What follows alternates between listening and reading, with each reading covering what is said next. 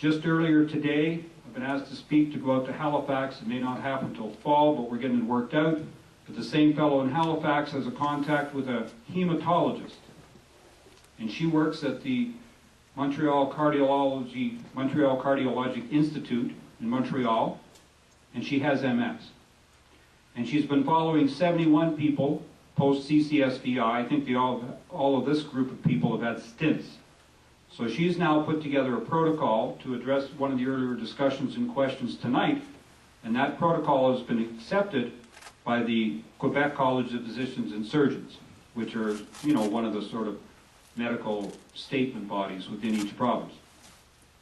So once we get it translated into English, we will start to share it among everybody in Canada and within the United States, because it's still in its infancy. We're not quite sure what works best for veins.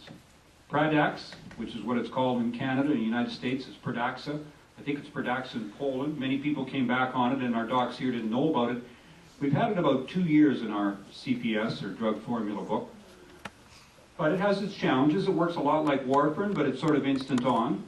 About 11% of people have stomach upset, so it's not a great combination to take with ibuprofen or Celebrex or any of the NSAIDs, because they all upset stomach. And the tricky part about Pradax, which is what it's called in Canada, it's hard to reverse. You may have to exchange most of a blood volume before you can get the person to clot again. So the good advice is, if you put on that drug, don't get in a car accident, okay? Until you're off it for about 3 days. And it matters, you know, on your size and kidney function and so on for a drug.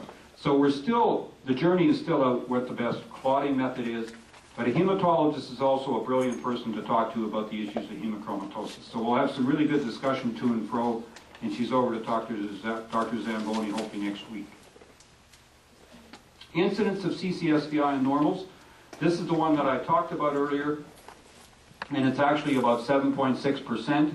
So just the one pink person and all the people going back. Brilliant slides. Sandra and Landon put them together for me with the colors. Previously suggested to be 20%, but most of the normals we were using were family members of MS patients, okay? My sister being diagnosed with MS made my risk 5%. 2 of us having it, or 7 in my family, 2 of us having it makes it risk really high, especially for my other 2 sisters. I suspect my brother that died of AIDS, I suspect he had MS as well. Vascular dementia. Of all the dementias, at least 30% of it is vascular. And CCSVI may play a big role here. I'm not trying to depress people tonight, but our risk, and it was brought up at the meeting by Dr. Trapp, who's a brilliant researcher out of the Cleveland Clinic in the United States, 10 to 15% of people with MS go on to dementia.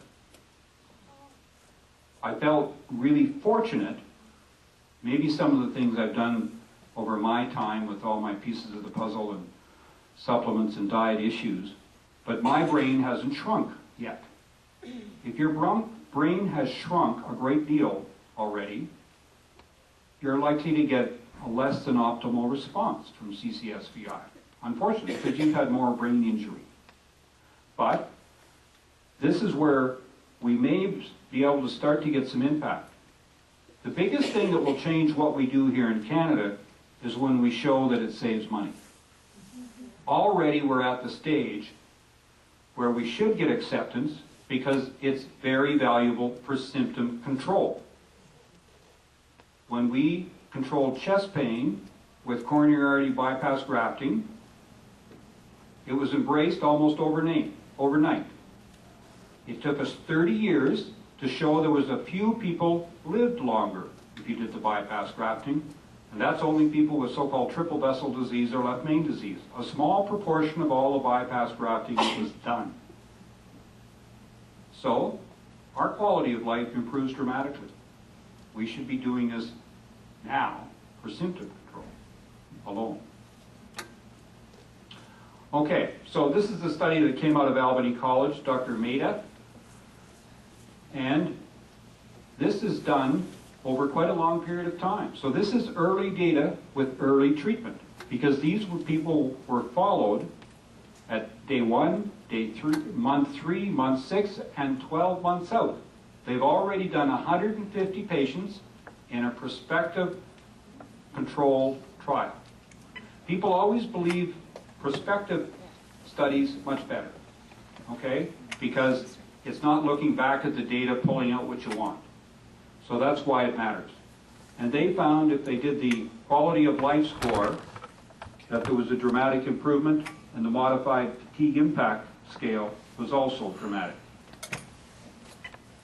Next one. So in the 150 people they did, they had 267 narrowings.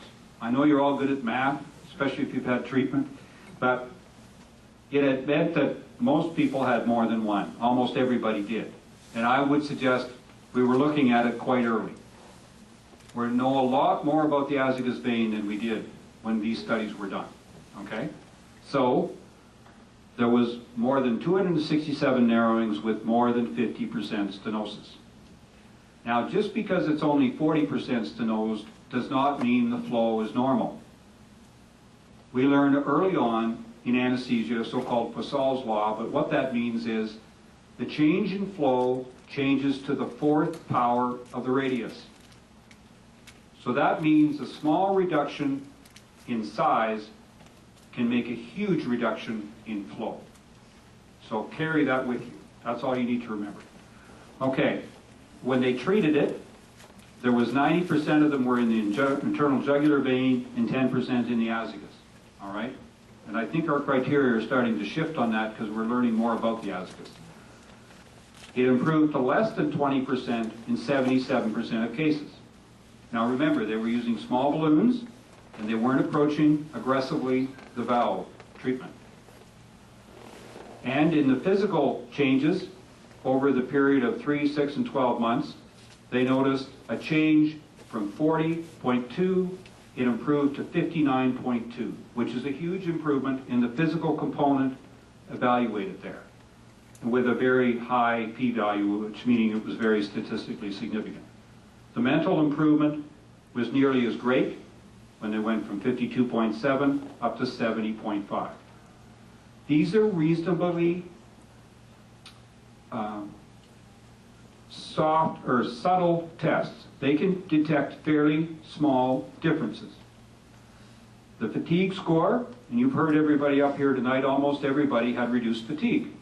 And most people have stated if they've had something, they get reduced fatigue. Well, it showed that, again, in this prospective trial of 150 patients, it went from a fatigue score of 15.8 down to 12.2. So a dramatic reduction, again, a very high p-value.